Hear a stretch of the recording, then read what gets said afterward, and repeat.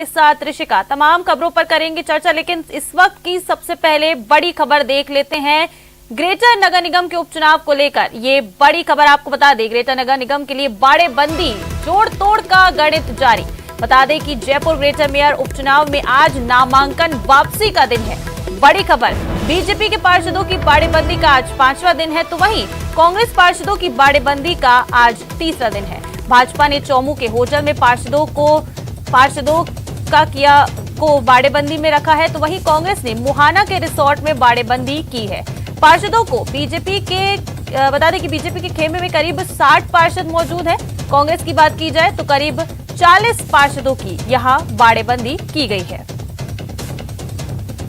तो चलिए ज्यादा जानकारी लेंगे सहयोगी महेश से, जो हमारे साथ फोन लाइन पर जुड़ चुके हैं। महेश, क्या कुछ जानकारी उपचुनाव को लेकर?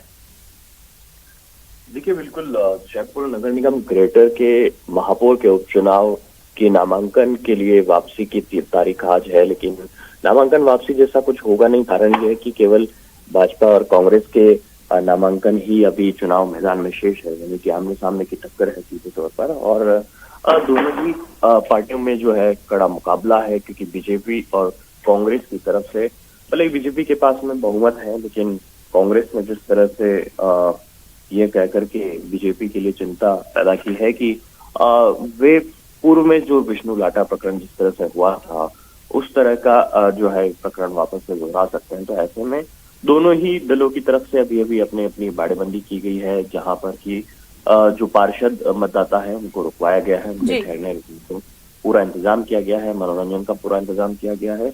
और इसी के साथ में लेकिन जो सबसे बड़ी बात इसमें जो सामने आ रही है कि वो है क्रॉस वोटिंग की जो चिंता है।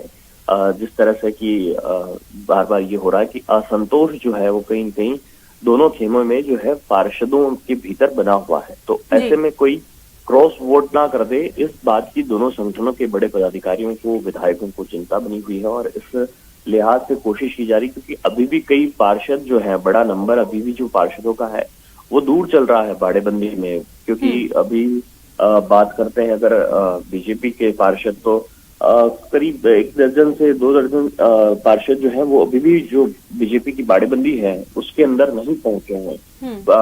कोई अलग बहाने मार करके जो है वो इस बाड़ेबंदी से दूर हुए हैं।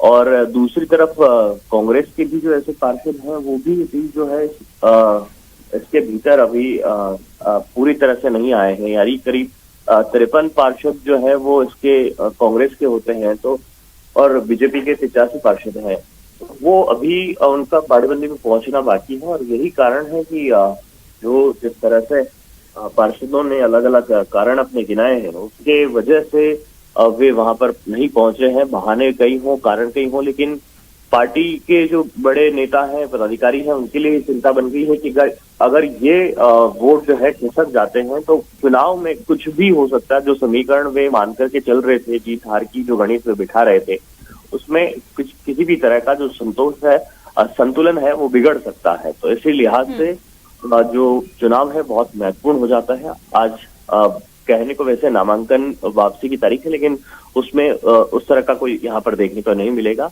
यहाँ पर बाड़ेबंदी जारी है और इसमें अलग अलग बड़े बड़े नेता जो हैं दोनों दलों के, वो जा रहे हैं कैंप में, और कैंप में जो पार्षद हैं उनको कन्विंस कर रहे हैं, एकजुट कर रहे हैं, और लगातार बाकी जो पार्षद बाहर चल रहे हैं बाड़ेबंदी से, उनको किस तरह से यहाँ पर लाया जा सके, इसकी कोशिशें तेज कर दी गई है।